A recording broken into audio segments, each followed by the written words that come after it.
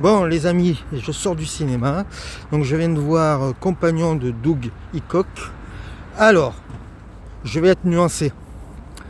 Déjà, le film est très mal vendu, il est vendu comme un film d'horreur.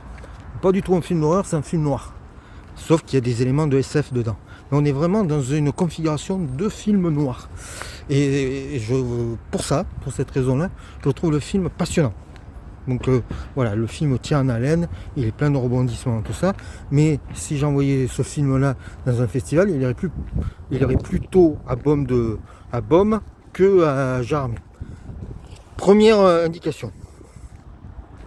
Ensuite, le scénario est peut-être un des meilleurs scripts que j'ai vu depuis longtemps.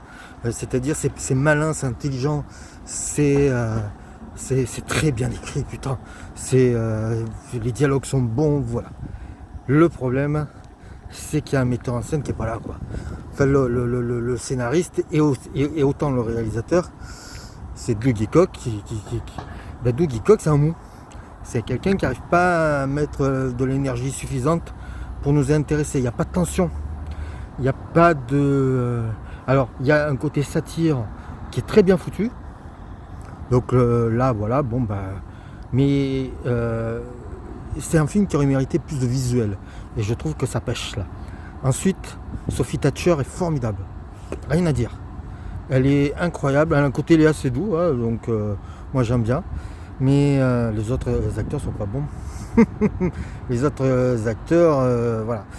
Donc, ce qui me manque, c'est un peu plus...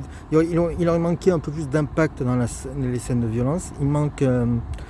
en fait, il me manque Coralie Ferja presque. C'est-à-dire, c'est un film qui aurait pu aller jusqu'au boutiste et qui ne l'est pas.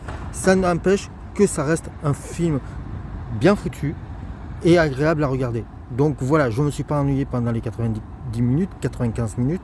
Malheureusement, je pense que c'est pas un film qui va me rester en tête. C'est bien dommage. C'est une série B, mais une série B qui manque d'impact. Voilà.